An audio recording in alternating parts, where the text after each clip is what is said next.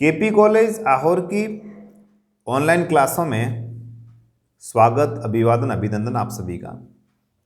प्यारे बच्चों, एक बहुत ही उम्दा जो यूनिट है उसका नाम है सूरदास, और उस सूरदास की यूनिट के अंतर्गत भ्रमर गीत सार करके एक प्रसंग है।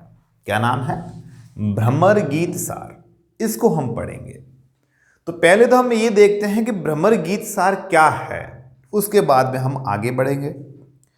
तो भ्रमर गीत सार का मतलब ये है मेरे प्यारे बच्चों कि एक बार कृष्ण जी से उद्धव जी ने कहा कि हे कृष्ण, आप क्या गोपियां गोपियां पूरे दिन भर करते रहते हो, गोपियों का प्रेम वगैरह इस प्रकार से क्या करते रहते हो? आप ब्रह्म की साधना कीजिए, आप निर्गुण ब्रह्म की साधना कीजिए और इन चीज़ों से बाहर निकलिए, आप भक्ति वक्ति कीजिए। इन चीज़ों में क्या रखा है, प्रेम में क्या रखा है? तब कृष्ण को पता था कि उद्धव जी को ठिकाने लगाना जरूरी है। उद्धव जी का जो दिमाग है उनको ठिकाने लगाना बहुत जरूरी है ताकि उनको समझ में आ जाए। उद्धव जी को कहा कि उद्धव एक काम करो, आप जाकर के ब्रज में जाकर के गोपियों को समझा दो कि प्रेम को छोड़ दें और इस रास्ते पर योग और साधना के रास्ते पर चलो और निर्गुण निराकार परम पिता परमेश्वर की साधना करो। अगर वो मान जाएगी गोपियां तो ठीक है, कल से मैं गोपियों का नाम लेना बंद कर दूंगा और मैं भी राम राम राम राम ईश्वर ईश्वर जपना शुरू कर दूंगा। तो आपने 9वीं 10वीं 11वीं 12वीं इन 4 सालों में ये पढ़े हैं सूरदास जी, और इन चारों सालों में, चारों वर्षों में गोपियां और कृष्ण जरूर आए हैं। सूरदास जी का टॉपिक में गोपियां का एक आधा पद तो आपका आया ही आया है, हालांकि ज़्यादा आया होगा, 11वीं साहित्य में भी आया होगा, 12वीं साहित्य में भी आया होगा। तो उद्धव जी वहां आते हैं, तब गोपियां सब दौड़ दौड़ के आती है, वो खाना भूल जल रहा है किसी का, दौड़ के आ गई, कोई कुछ छोड़ छाड़ के सब कुछ आ गए, गोपियां इकट्ठी हुई।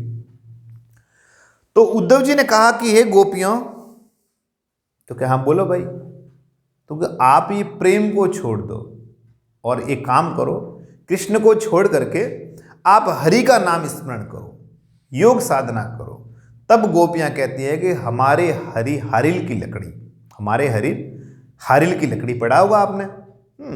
तो वो कहती हैं कि ये कहां से आया, ये क्या कह रहा है, ये कहां से आया और क्या कह रहा है? तो गोपियों को थोड़ा, गोपियां खिन्न हो जाती है, दुखी हो जाती हैं और गोपियां उनको ताना मारना शुरू कर देती है। किनको? उद्धव जी को। तो उद्धव जी को सीधे, अब कृष्ण के मित्र हैं तो उनको सीधे तो कैसे कहे कि तू खराब है। तो उस जहां पर वो गोपियां खड़ी हैं मेरे प्यारे बच्चों, वहां पर एक, इधर गोपियां हैं इधर उद्धव जी है, तो वहां एक भंवर उड़ के आता है, भ्रमर इन भंवरा, भंवरा उड़ करके आता है। तो गोपियां बात कर रही हैं और इस भंवरे को उलाहना दे रही है। ये गोपियां, ये उद्धव जी, ये गोपियां और ये उद्धव जी, ठीक है। और यहां पर कोई भंवरा आ गया, तो गोपियां इधर कह रही हैं पर इनडायरेक्टली वो इनके लिए मैसेज है। डायरेक्टली तो इनके लिए कह रही, भंवरे के लिए, पर वो इनडायरेक्टली अप्रत्यक्ष रूप से इनके लिए उद्धव जी को सुनाना शुरू कर देती हैं। तो इसमें जो जो पद आए हैं और जो सूरदास जी ने जो जो लिखे हैं उसका नाम हो गया भ्रमर गीत सार। क्या नाम होगा? भ्रमर गीत सार। अर्थात भ्रमर गीत का जो सार है वो आपके सिलेबस में है और वो आपके एग्जाम में आएगा। तो इसमें जो पद है उन पदों को हम पढ़ेंगे। ज्यादातर बात है गोपियां बार बार आएगी, बार बार आएगी, ठीक है। तो हम पढ़ते हैं, ठीक है सर। तो पहला है कि उद्धव का ब्रज में दिखाई पड़ना। उद्धव ब्रज में आते हैं और ब्रज में आकर जैसे ही उद्धव ब्रज में आते हैं तब क्या बातचीत होती है गोपियों और उद्धव के बीच में, तो हम उस बात को पढ़ते हैं।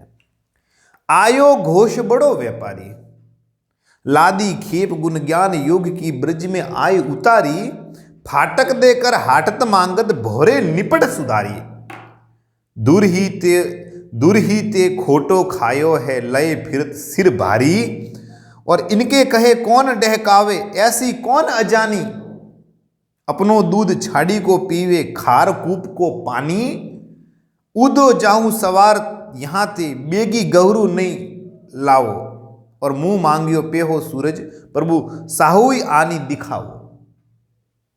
घोष का मतलब होता है मेरे प्यारे बच्चों बस्ती, बस्ती बस्ती घोर उदासी और पर्वत पर्वत खाली मन। बस्ती बस्ती घोर उदासी पर्वत पर्वत खाली मन, कुमार साहब की कवि पंक्तियां हैं ये। तो आयो घोष बड़ो व्यापारी, व्यापारी का मतलब व्यापारी, आयो घोष बड़ो व्यापारी,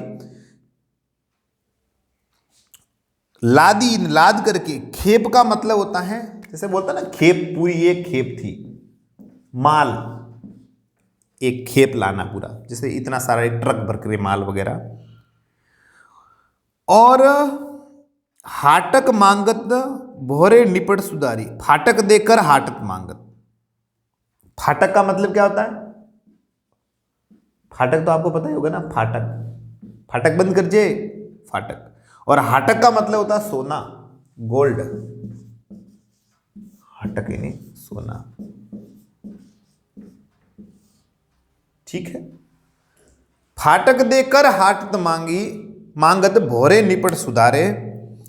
और आगे हैं धुर ही तो खोटो खायो, धुर का मतलब होता है शुरू से, प्रारंभ से, पहले से ही, धुर यानी शुरू से ही, शुरू से।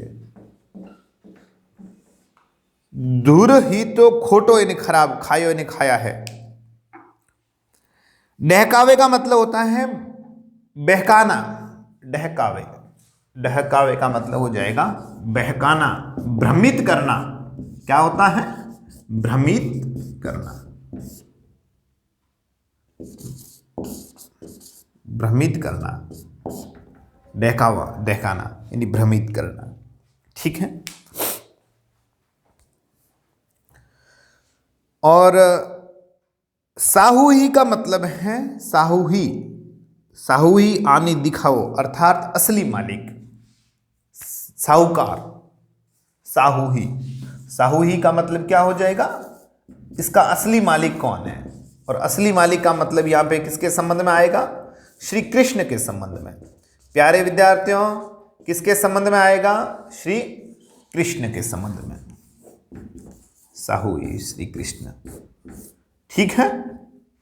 अब हम आगे देखते हैं, आगे बढ़ते हैं।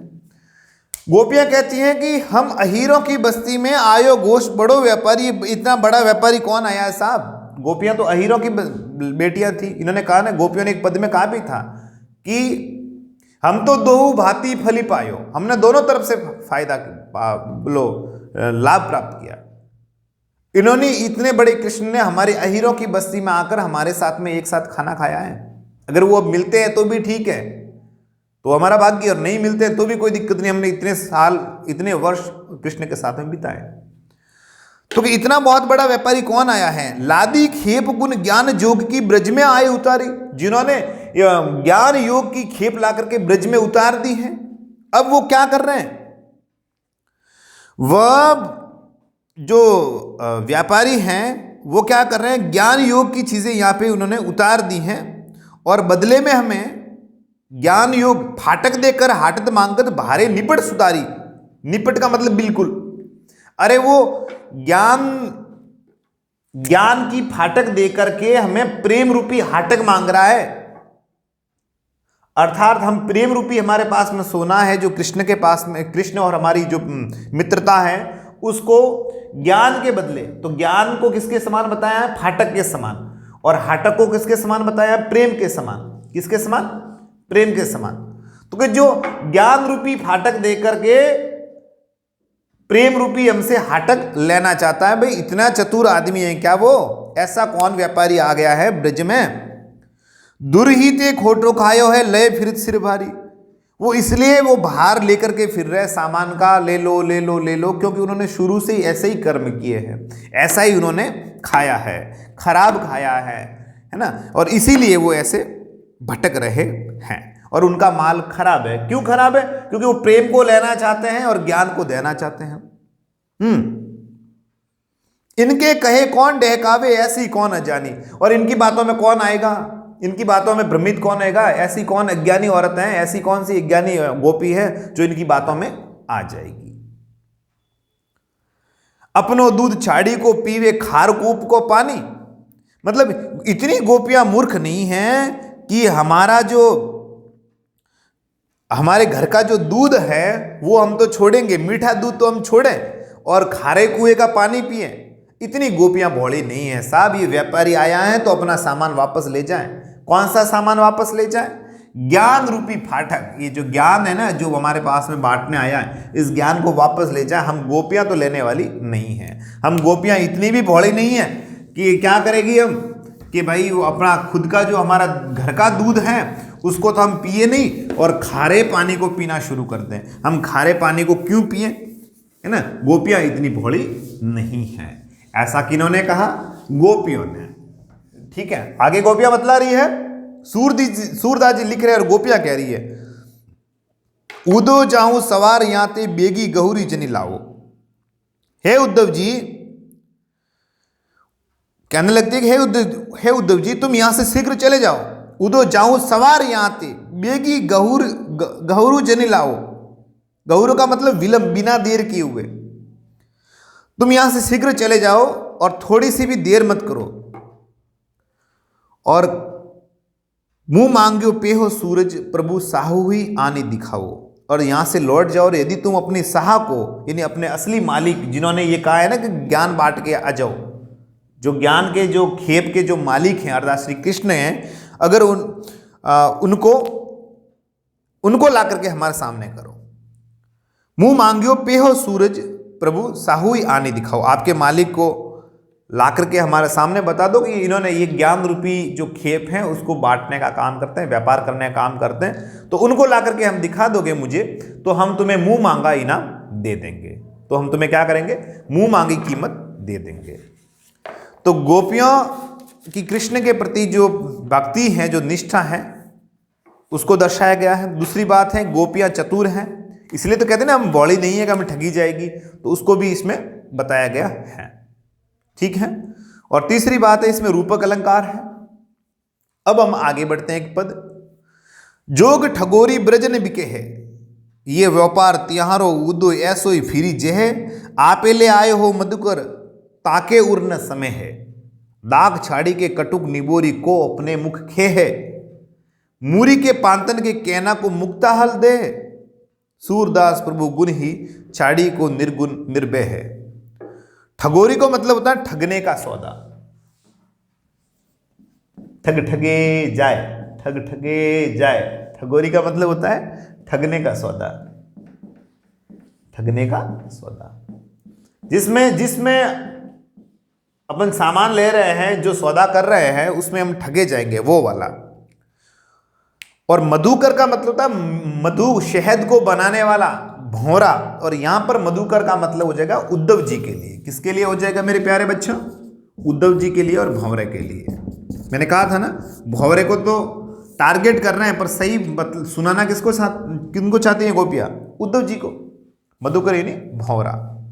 निबोरी यानी निम्बोली, नीम के लगती है निम्बोली, तो सबको पता ही होगा निम्बोली। कहना का मतलब होता है वापिस सौदा कर देना। और देह यानी देना। दाग का मतलब होता है द्राक्ष, द्राक्ष। कटुक यानी कड़वी। खेह का मतलब होता है खाना। छाड़ी का मतलब होता है छोड़ करके।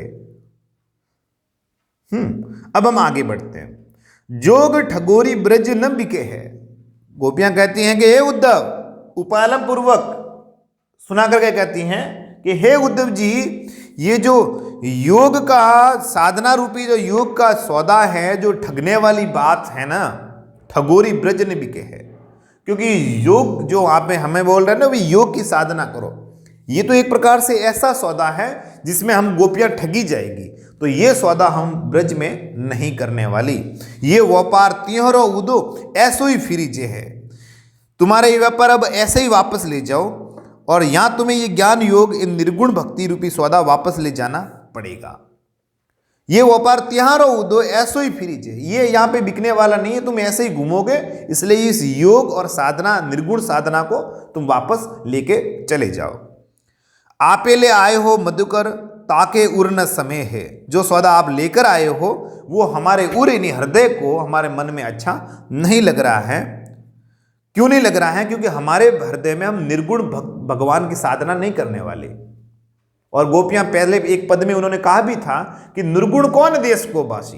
हे उद्धव, आप कहते हो निर्गुण की साधना करो, चलो हम कर लेंगे, पर ये तो बताओ कि वो कौन से देश का वासी है।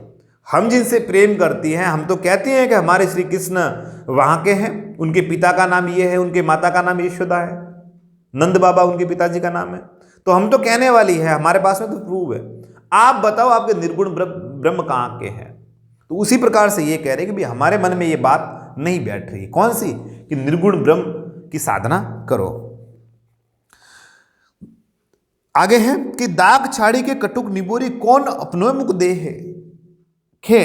दाग छाड़ी के कटुक निबोरी को अपने मुख खे है। ऐसा कौन सा अज्ञानी होगा जो द्राक्ष को तो छोड़ देगा और कड़वी निबोली, जो कच्ची निबोली होती है, उसको खाएगा।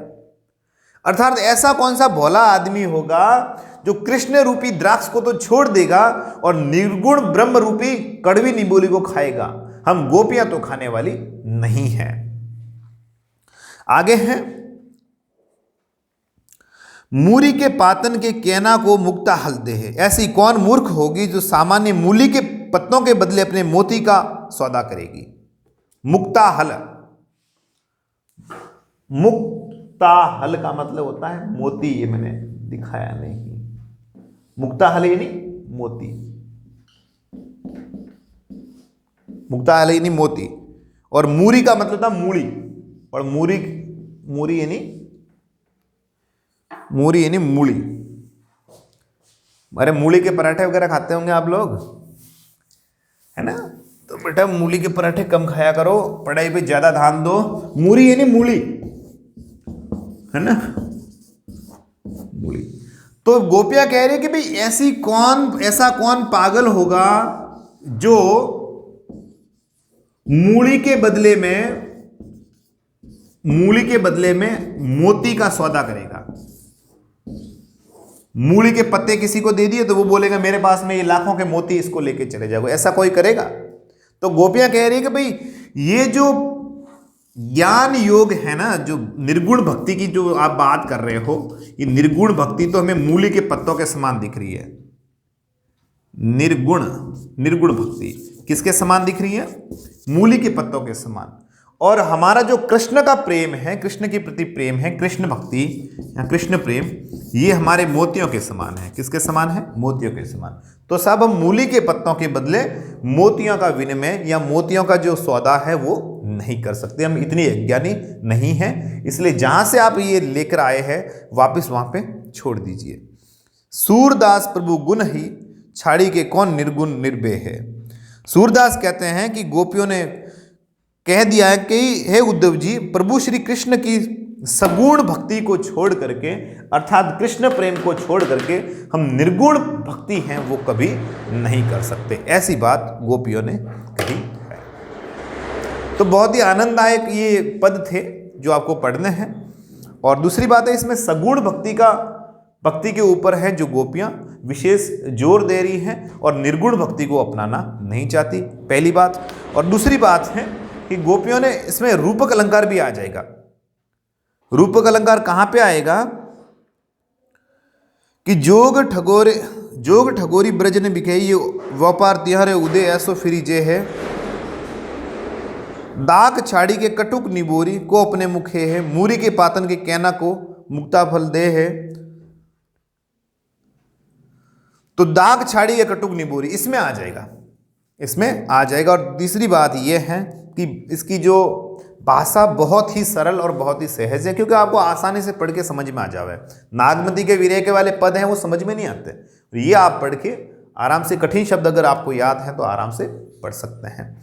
कोई भी सवाल हो तो आप जरूर कमेंट बॉक्स में लिखें। अगले वीडियो की प्रतीक्षा में हम फिर मिलते हैं एक बार। मैं भरत कोराना आपसे लेता हूँ विदा। मुझे दीजिए इजाज़त। शुक्रिया। शब्बा खैर।